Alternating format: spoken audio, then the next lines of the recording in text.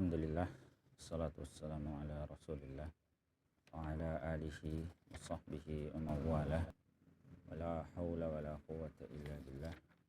Asyhadu an la ilaha illallah lahu la syarika lah. Asyhadu anna muhammadan abduhu wa rasuluhu la nabiyya wa la rasula ba'dah.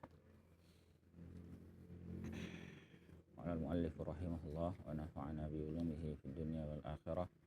Al-illah ta'rifuha al-illatu hiya asy-syai'u alladzi min ajlihi wujida al-hukm aw bi ibaratin ukhra hiya al-amru al-ba'itsu 'ala at-tasyri'i la 'ala al-qiyam bil hukmi wa ijadih. Wa min huna kana la budda an takuna wasfan munasiban ay wasfan mufhima, makna annahu la budda min an yakuna al-wasfu mushtamilan 'ala ma'nan salihin li an yakuna maqsudan lisyari'i min syari'il hukm ila akhir. Ini sekarang kita masuk lebih detail tentang salah satu rukun qiyas yang sangat penting, yakni al-illah. Yang lalu sudah sempat kita singgung ya. Fungsi penting dari al-illah ini adalah untuk menghubungkan antara al-aslu dengan al-far'u.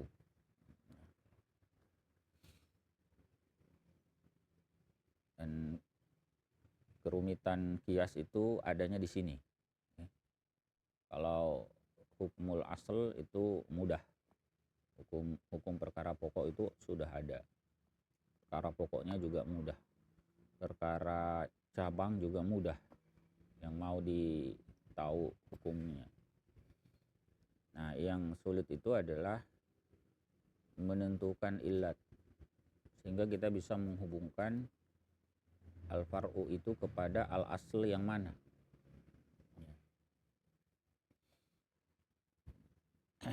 Sekarang kita lihat ya, lebih detail tentang al-illat ini. Ta'rifuha, pengertiannya, al-illatu hiya syai'ul ladzi min ajlihi wujidal hukm. Illat itu adalah sesuatu yang karenanya terwujud hukum. Aw bi ibaratin ukhra, atau dengan ungkapan lain, hiyal amrul ba'itsu 'ala at-tasyri'i la 'ala al-qiyami bil hukmi wa ijadih. Dia merupakan perkara pembangkit terhadap disyariatkannya hukum, bukan atas pelaksanaan hukum itu dan mewujudkannya. Jadi alasan kenapa hukumnya itu ada. Min huna kana la budda an takuna wasfan munasiban ay wasfan mufhiman. Oleh karena berdasarkan penjelasan ini haruslah dia berupa sifat yang relevan. Harus wasfan munasiban, ya, sifat yang sesuai. Ay wasfan mufhiman. Ini sifat yang bisa memberi pemahaman. Atau bisa juga wasfan mufhaman, ya, sifat yang bisa dipahami. Bimana annahu la budda min ayakuna al-wasfu mushtamilan ala ma'nan salih. Bermakna bahwa haruslah dia berupa sifat itu ya, haruslah sifat itu yang berfungsi sebagai ilat itu haruslah mushtamilan ala ma'nan salih, mencakup atas makna yang sesuai, makna yang pas, yakuna maqsudan lisyari', sebagai maksud bagi asyari'. Jadi dia saleh atau layak untuk dijadikan sebagai maksud bagi pemilik syariat, ini bagi Allah Ta'ala, min syari'il hukm, dari disyariatkannya hukum tersebut.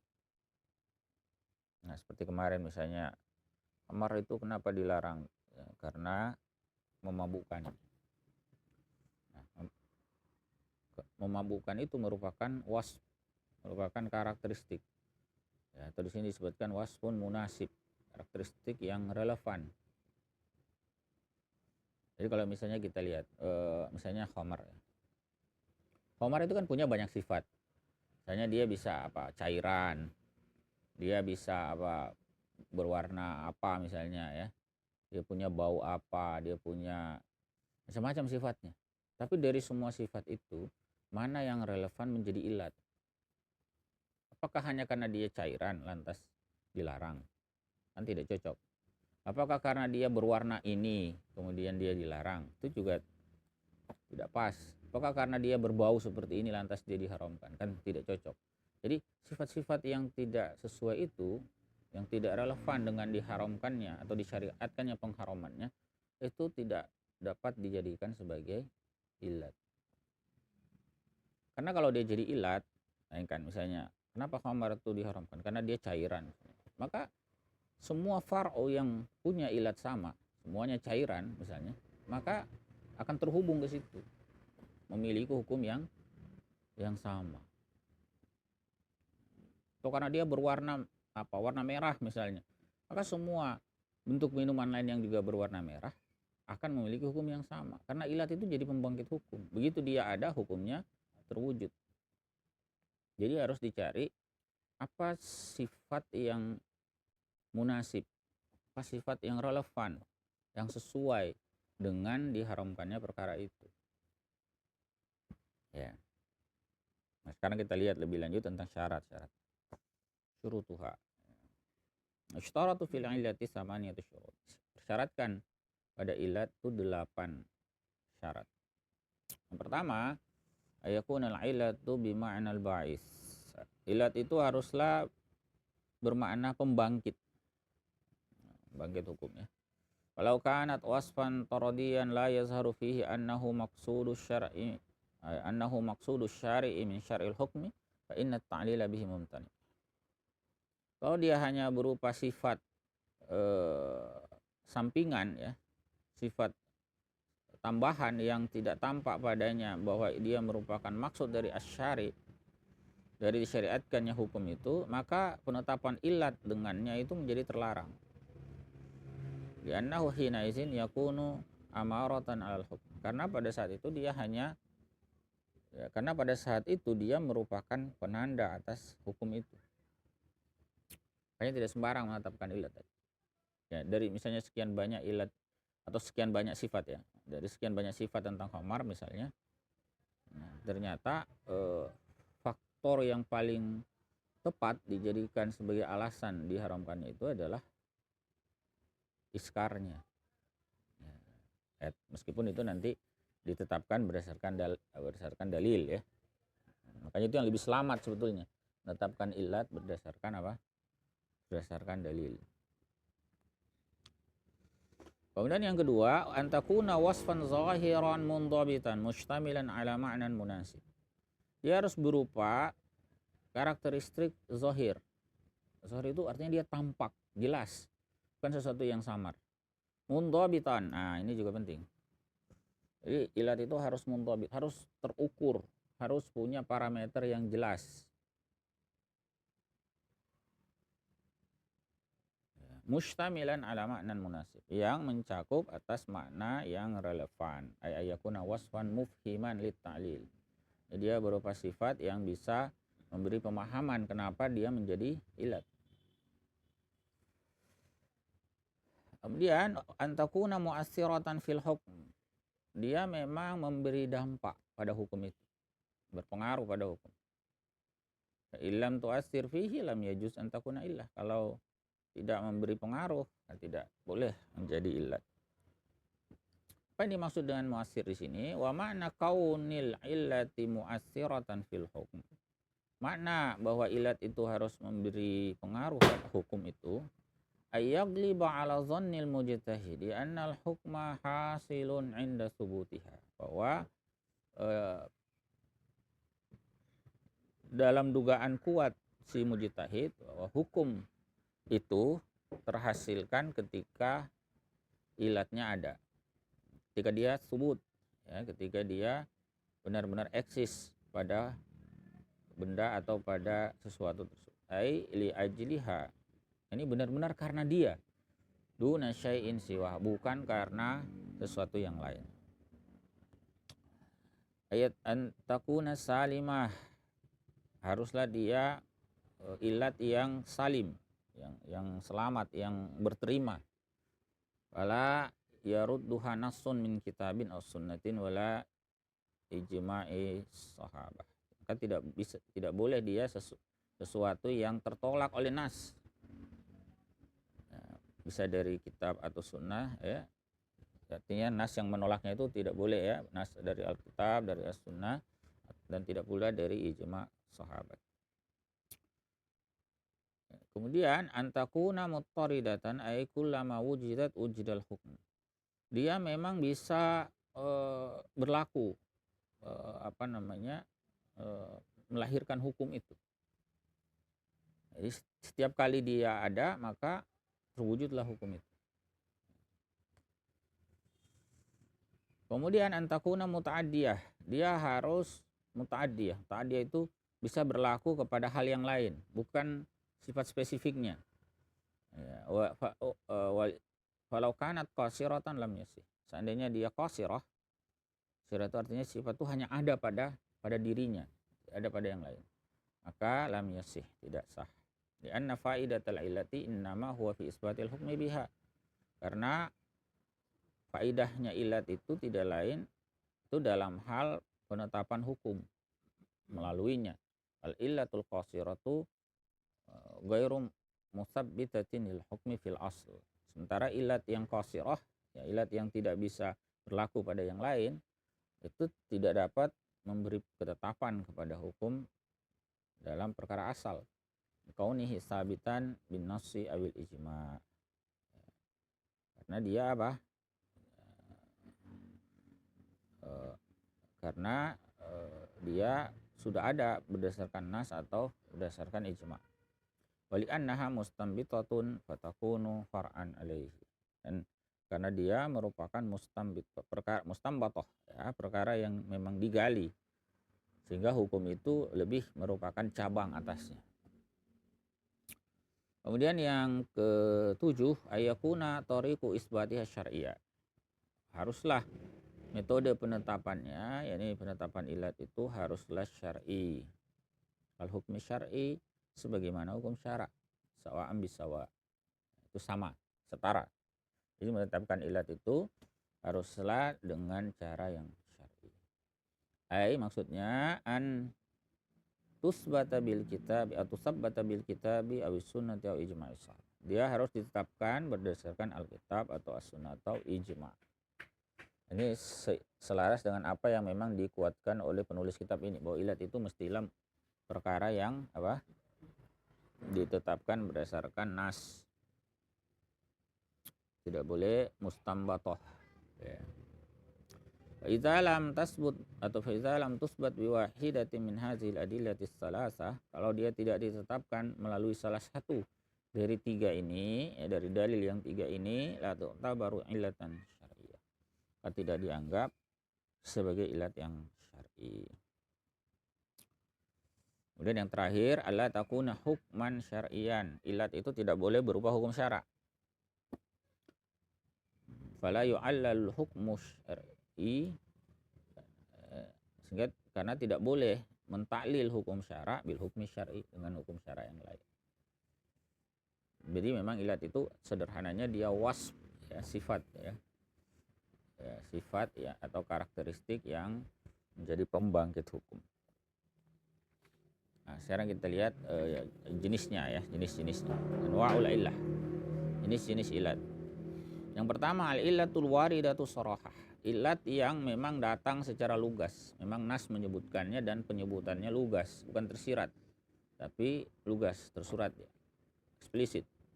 Hadhil illatu waridatun bisiyagis sarihati fit ta'lil. Ilat ini datang dengan redaksi lugas dalam penetapan ilat. Wadzalika ayazkura dalilun minal kitabi. Yang demikian itu ya, bahwa dalil menyebutkan ya, dari Alkitab, awis sunnah atau dari sunnah, alat ta'lil, atas penetapan ilat bil wasf, dengan satu karakteristik. Bilafzi mawdu'in lahu fil lughati min ghairi ihtiyajin fihi ila nazrin wastidlal. Dengan lafaz yang memang dibuat untuk maksud itu ya, dalam bahasa Arab, tanpa diperlukan lagi ya kajian dan analisis. Contohnya apa? Ya, misaluh wa qaulun Nabi sallallahu alaihi wasallam. Misalnya sabda Nabi sallallahu alaihi wasallam, "Innama ju'ilal istizanu min ajlil basar." Tidak lain dijadikan atau ditetapkan aturan tentang meminta izin min ajlil basar. Karena apa? Karena sebab penglihatan. Jadi jelas kenapa orang disuruh minta izin, misalnya mau masuk ke rumah orang lain harus minta izin dulu. Memang ilatnya ada. Nabi SAW menggunakan redaksi yang memang menunjukkan ilat, min ajl. Itu menunjukkan ilat yang karenanya hukum itu ada. Jadi disyariatkan istizan karena apa? Melihat. Artinya seorang itu kalau tidak minta izin, dia bisa melihat perkara yang sepatutnya tidak dia lihat. Masuk saja ke rumah orang lain misalnya. Jadi ketika dia buka pintunya orang, di dalam ada anggota keluarga yang auratnya terbuka, hal yang tidak boleh dia lihat. Maka karena ada basar seperti itu, maka harus ada istizan. Jadi kalau ditanya apa ilat minta izin, ada, yaitu apa? Untuk menjaga pandangan, tidak melihat hal-hal yang tidak boleh dilihat. Nah itu nasnya menyebutkan secara sharih. Hadis Nabi SAW menyampaikannya secara lugas. Rawahul Bukhari wa Muslim, At-Tirmizi wa Ahmad. Ini hadis riwayat Al-Bukhari, Muslim, At-Tirmizi. Ai inna ma syuri'a 'inda ad-dukhuli fi daril ghair. Ini tidak lain disyariatkan ketika masuk. Disyariatkannya istizan itu ketika masuk di rumah orang lain, li alla yaqa'an nazaru 'ala ma hurriman nazru ilaih. Agar tidak terjadi pandangan itu melihat apa yang diharamkan melihatnya. Contoh yang lain, wa mislu qaulihi sallallahu alaihi wasallam. Misalnya sabda beliau sallallahu alaihi wasallam. La tashtarus samaka fil ma. Jangan menjual ikan di air. Apakah itu larangan yang sifatnya tauqifi, tidak ada alasannya? Bukan, itu ada alasannya. Fa innahu gharar. Karena itu apa? Gharar. Nah, gharar itu jadi ilat. Nah, sekali lagi, ilat ada, hukumnya ada. Jadi dimanapun gharar itu terjadi, maka pada saat itu larangannya atau hukumnya berlaku. Jadi bukan hanya di air, apa saja jual beli yang ada gorornya ya, meskipun nanti dalam perinciannya juga ada ya. Jual beli yang ada gorornya itu terlarang. Goror yang banyak maksudnya ini. Jadi bukan masalah di airnya. Seandainya bukan di air, misalnya di mana lah misalnya ya. Misalnya beli burung di langit yang terbang di angkasa misalnya. Saya jual tuh burung saya, yang saya jual itu burung yang ada di langit. Nanti kalau ada orang beli baru ditangkap. Persoalannya bisa nggak dipastikan yang memang diinginkan orang sesuai dengan yang ditangkap, atau bisa nggak dipastikan yang tadi dia tawarkan ini harganya ini 5 juta nih, kalau ente beli saya tangkap, sesuai dengan apa yang dia sampaikan. Ikan di laut juga begitu kan, misalnya ada laut, pergi melaut misalnya, ini saya beli itu ikan sana saya jual, ya apa iya bisa beneran ikan yang dia tunjuk itu bisa ditangkap. Kalau misalnya ikan dipasang di akuarium hanya 3 ekor misalnya di dalam, misalnya ada orang jual beli ikan segar kan, pasang 3 ekor, lalu mau beli yang mana, kebetulan warnanya beda-beda, ada merah, ada kuning, ada hijau, mau beli yang mana? Saya mau beli yang kuning. Meskipun masih di dalam air,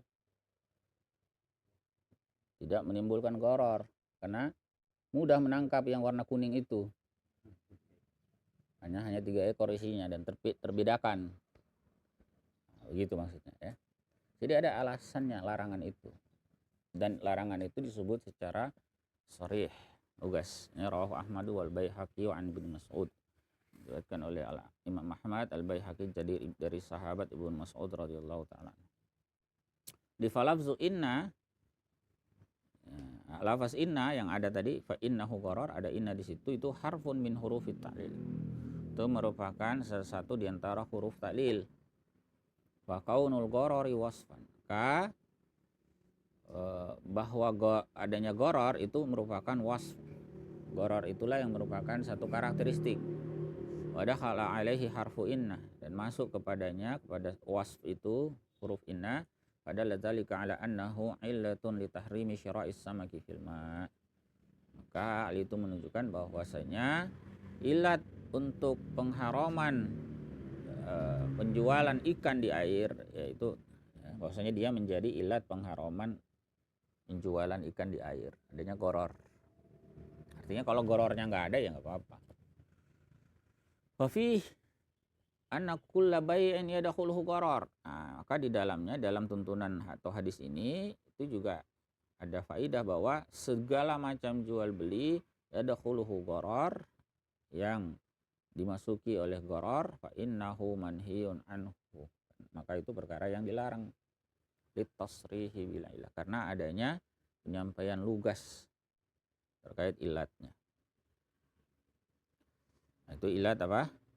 Yang disebut sorohah, al-waridah sorohah. Nah, ada yang kedua, al-waridah dalalah. Ilat yang datang, al-illatul waridatu dalalah. Dia datang juga dalam nas, tetapi dalam bentuk yang apa? Tersirat. Dia dalalah. Jadi tidak langsung secara lugas bisa kita dapatkan, tetapi dia terkandung dalam nas itu. Jadi hadhil illatu hiya ma yusamma bitambihi wal ima. Ini adalah ilat yang dinamakan sebagai tambih dan ima. Jadi ada isyarat di situ. Ada makna yang implisit di situ. Dzalika bi ayyakuna ta'lilu laziman min madluli lafzi wad'a. Dan demikian itu karena taklilnya itu menjadi konsekuensi dari penunjukan lafaz itu secara makna, ya. La ayyakuna lafzu dalan biwad'ihi ala ta'lil, bukan karena lafaz itu memang dibuat untuk menunjukkan makna taklil. Sebetulnya kalau dilihat secara langsung tidak juga menunjukkan taklil, tetapi konsekuensi dari lafaz itu bisa memuat makna taklil. Misaluhu qauli sallallahu alaihi wasallam. Misalnya adalah sabda beliau sallallahu alaihi wasallam. La yaqdiyanna hakamun bainas naini wa huwa ghadban. Jangan sekali-kali memutuskan, hakam, ya, seorang hakim jangan sekali-kali memutuskan perkara di antara dua orang, maksudnya yang berselisih ini, ya. Wa huwa ghadban, sedangkan dia dalam keadaan marah. Rawahul Bukhari an Abi Bakrah, riwayat Al-Bukhari dari Abu Bakrah. Faqad dzakara syari'u ma'an nahyi 'anil qada'i halatal ghadab. Telah disebutkan oleh asy-syari', maksudnya oleh Allah Ta'ala melalui sabda Nabi SAW ini, bersamaan dengan larangan untuk menetapkan putusan tadi, disebutkan apa? Halatal ghadab. Ada keadaan marah.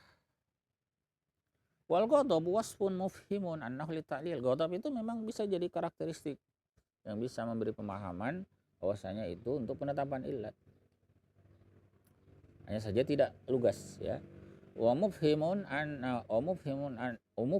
annahu kana illatan linnahi 'anil qada'i lima fihi min tashwishil fikri wa ittirabil hal. Ya, bisa memberi pemahaman bahwasanya dia merupakan illat untuk pelarangan memberi putusan karena terdapat di dalamnya tashwishul fikr, keruwetan dalam berpikir, wattirabil hal, ya, kacaunya keadaan. Di orang marah itu dikhawatirkan tidak bisa berpikir jernih, nanti dia akan memberi putusan bukan dengan objektivitas. Padahal zalika ala annal ghadaba illah, hal itu menunjukkan bahwa ghadab itu menjadi illah. Nah, bisa dipahami, ya? Ya. Jadi sebetulnya secara lafaz misalnya wa huwa ghadban, lafaz wa huwa itu tidak serta-merta menunjukkan secara lugas. Beda dengan lafaz di atas tadi, fa innahu atau min ajal. Itu memang secara bahasa itu sudah menunjukkan apa?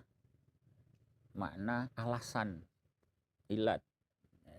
Itu min ghairi nazri wastidlal, tanpa perlu nazar dan istidlal, tidak perlu dianalisis panjang-panjang, ya, tidak perlu ditelaah dalam. Itu sorohah.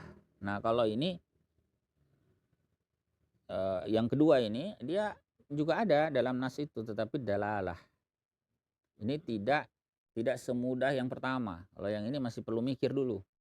Kenapa orang marah itu dilarang memutuskan perkara? Ya.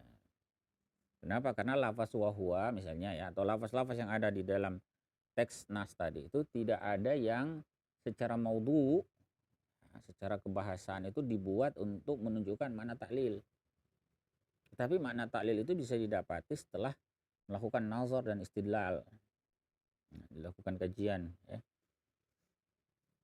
Contoh yang lain ya, wa mislu qaulihi ta'ala, misalnya firman Allah Ta'ala ini dalam surat Al-Anfal ya.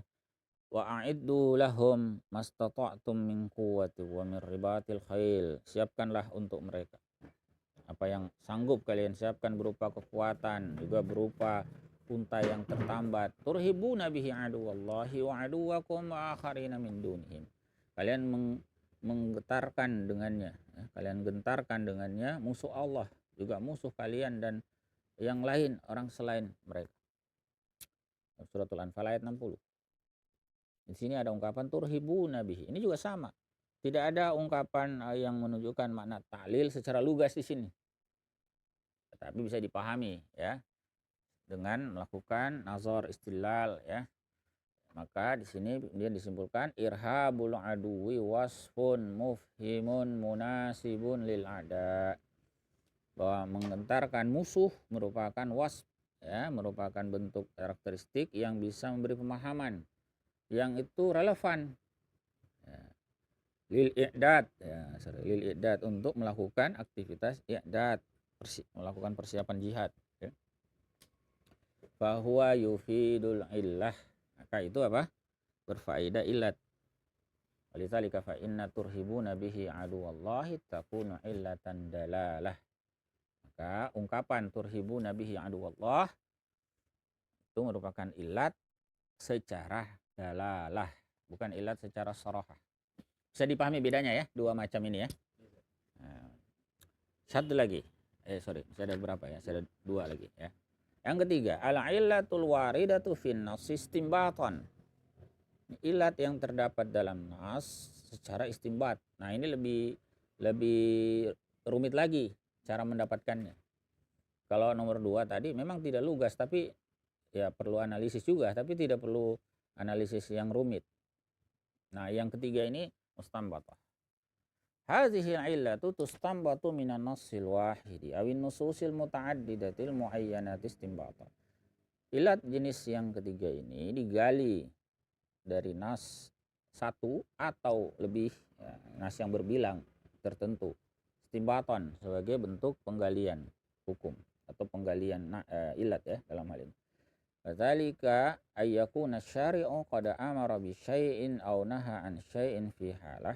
Yang demikian itu bahwa asyari maksudnya adalah Allah Ta'ala memerintahkan sesuatu atau melarang dari sesuatu dalam satu keadaan imma mazkuratun ma'ahu fin nassi aw mafhumatun fihi min qara'ina waqi'ah ta'ayyana wujuduha fi'lan, bisa memang disebutkan keadaan ya, bersama keadaan itu dalam nas atau bisa dipahami melalui indikasi-indikasi faktual bahwa memang itu yang dimaksudkan ya. Tsumma yanha amma amara bihi au ya'muru bima naha anhu lizawali tilkal hal. Kemudian Allah atau syari melarang perkara itu atau memerintahkan perkara yang sebelumnya dilarang tadi. Lizawali tilkal halah, karena hilangnya apa? Hilangnya keadaan tadi. Jadi maksudnya gini, awalnya perkara itu diperintahkan atau dilarang, tapi ada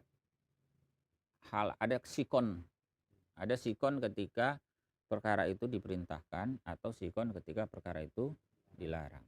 Lalu ternyata di waktu yang lain Allah Ta'ala mengubah hukum itu, yang tadinya diperintahkan menjadi dilarang, terus sebaliknya yang tadinya dilarang menjadi diperintahkan.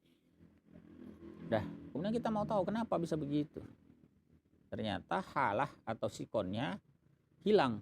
Sikon di mana tadi kondisi di hukum awal itu berada, sikon tersebut ada, ternyata pada saat hukum berikutnya sikonnya sudah tidak ada. Nah, ini yang dimaksud ya.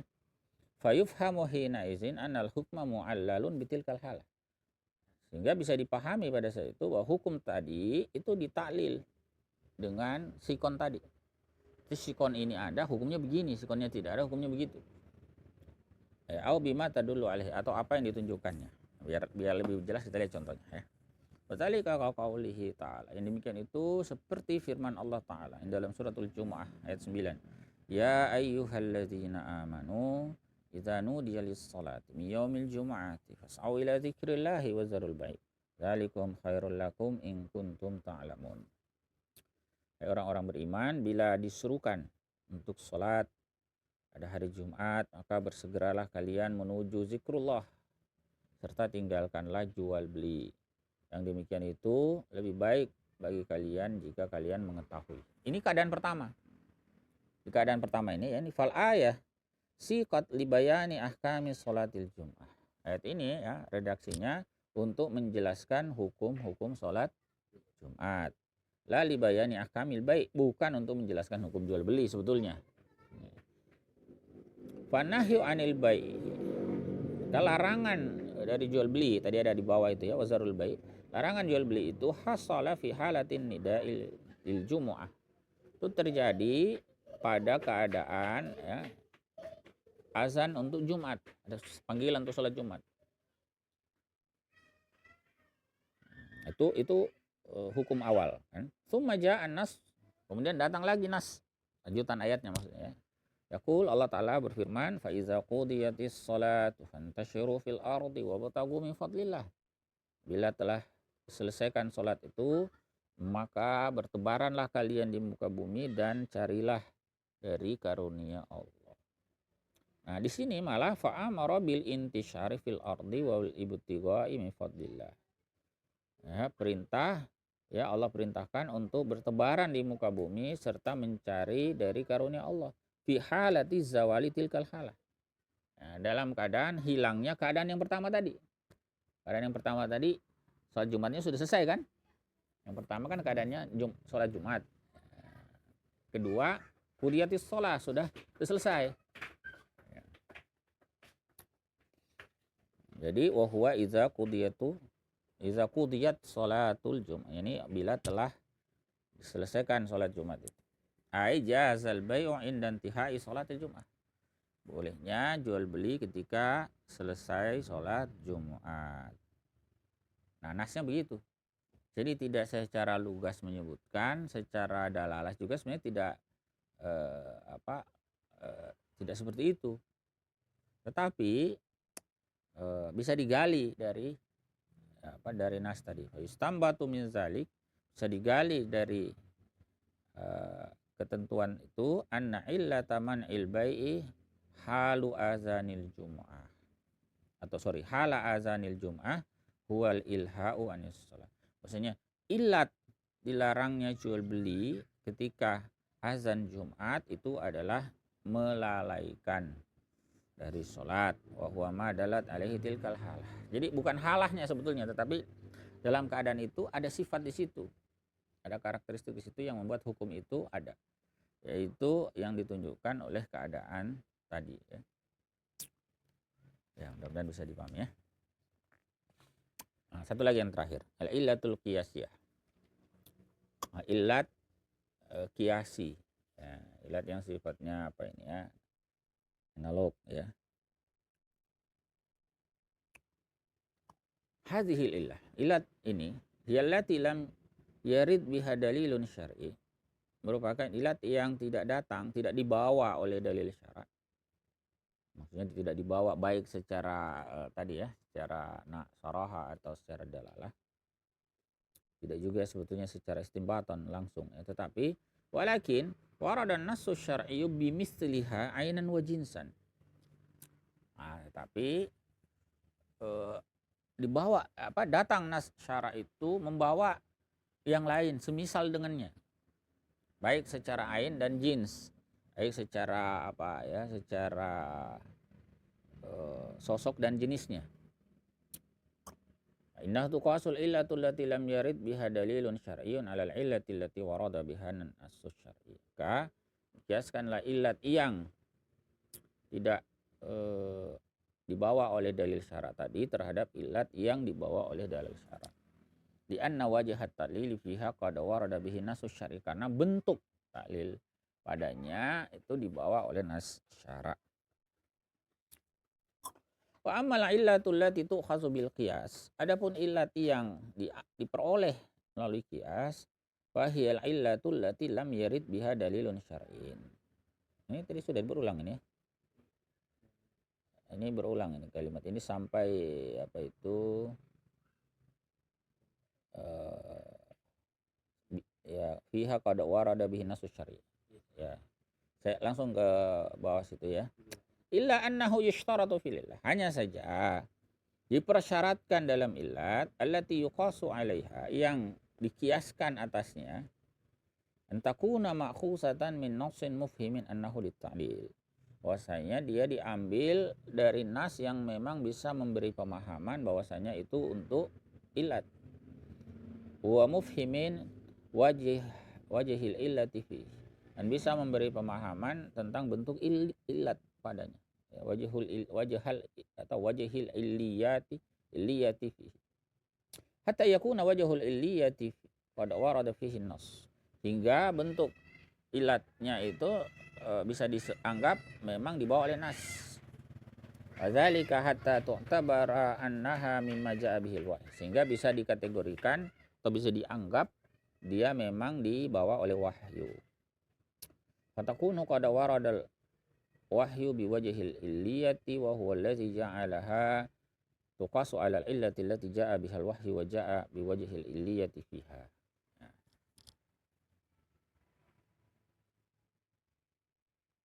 Sehingga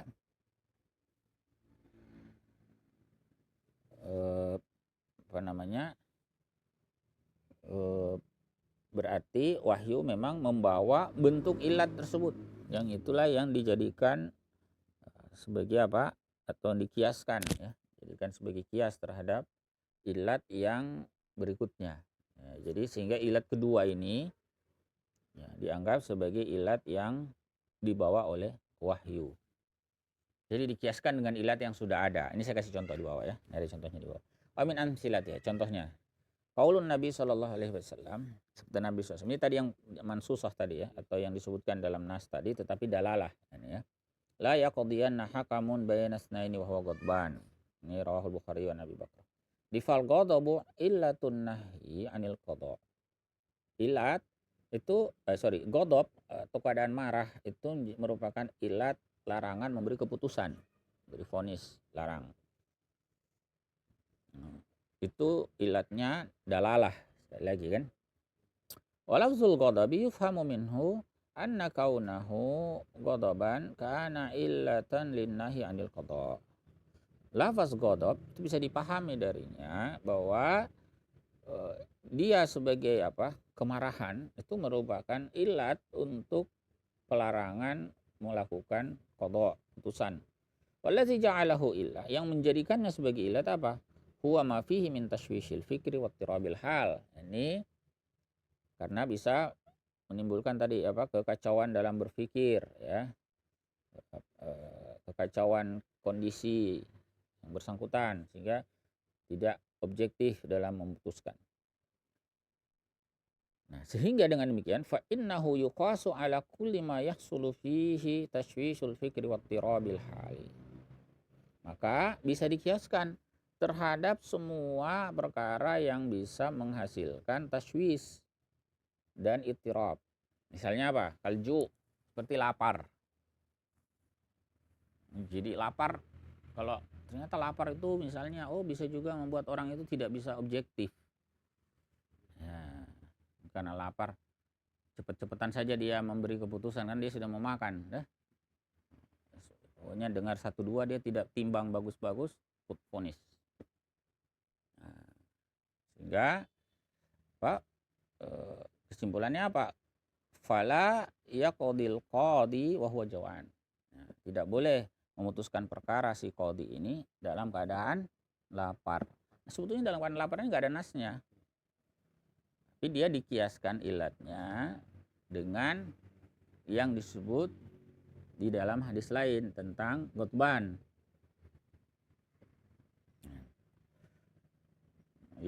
Yustaratu fil, ini tapi ada ketentuan ya. Yustaratu fil illatil qiyasiyah, persyaratkan pada ilat yang sifatnya analogi seperti ini, antakunal illatul lati tukhisat aslan lil qiyasi qad ijtama'a fiha salah satu syurut. Ilat yang dijadikan sebagai asal untuk kias atau ilat pertama dalam hal ini tadi gotban, itu dipersyaratkan padanya harus berhimpun ya, padanya 3 syarat. Pertama, kaunuha wasfan la jamidan. Dia harus berupa sifat. Dalam bahasa Arab itu kata sifat, bukan isim jamid.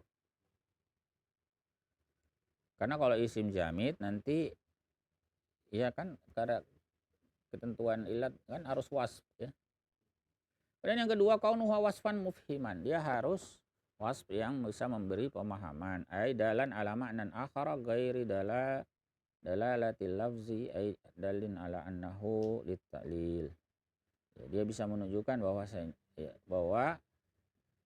dia bisa memberi pemahaman, yakni menunjuk terhadap makna lain bukan dalalatul lafz, yakni menunjuk kepada makna bahwasanya dia bisa berfaedah ta'lil.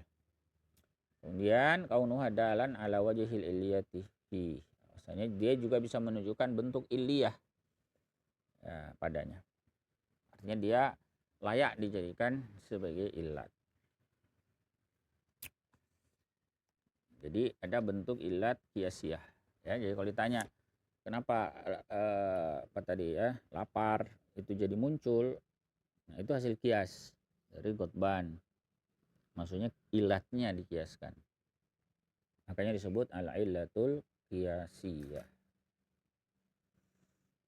Nah, bolehkah seperti itu? Ya boleh, yang penting terpenuhi syarat-syarat tadi. Nah, gotban, marah, itu sifat ya. Nah, kemudian para ulama mencari kenapa marah itu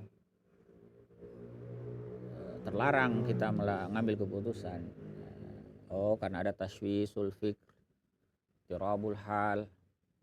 Nah, berarti kalau ada sikon lain yang juga bisa menimbulkan tashwisul fikr, tirabul hal, berarti nggak boleh juga dong si hakim memutuskan. Betul. Tapi kias semacam itu ilatnya bukan ilat yang lugas, bukan juga dalalah, tetapi ilat yang sifatnya kias. Mustambaton juga tidak sebenarnya, dia kias ya. Nah, ini menunjukkan apa? Jenis ya macam-macam ilat ya. Nah, nanti bisa di apa tadi selain ghadab, apa jauhan, lapar, apalagi kondisi lain, misalnya sakit atau misalnya apa saja hal-hal yang kemudian bisa menimbulkan tashwish ya. Lelah, capek misalnya. Si hakimnya terlalu capek misalnya, atau hal-hal yang buat dia tidak bisa lagi berpikir objektif. Allah alam. Ada yang mau didiskusikan?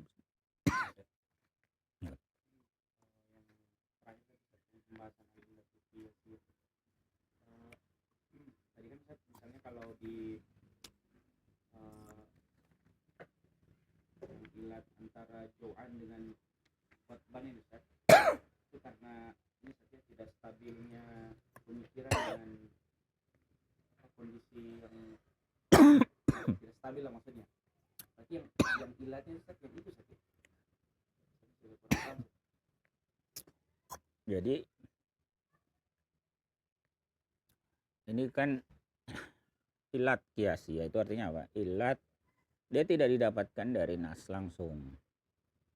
Jadi ilat kiasi itu sebetulnya istilah yang memang harus didetailkan. Karena ilat itu sebetulnya komponen dari kias. Tapi oke lah, untuk memudahkan pemahaman, jadi ilat kiasi itu artinya ilat itu didapatkan dengan mengkiaskan dia dengan ilat lain. Kenapa dia dikiaskan? Karena ilat itu tidak punya nas langsung. Seperti tadi dalam konteks apa jauhan, itu tidak ada nasnya secara langsung. Nah,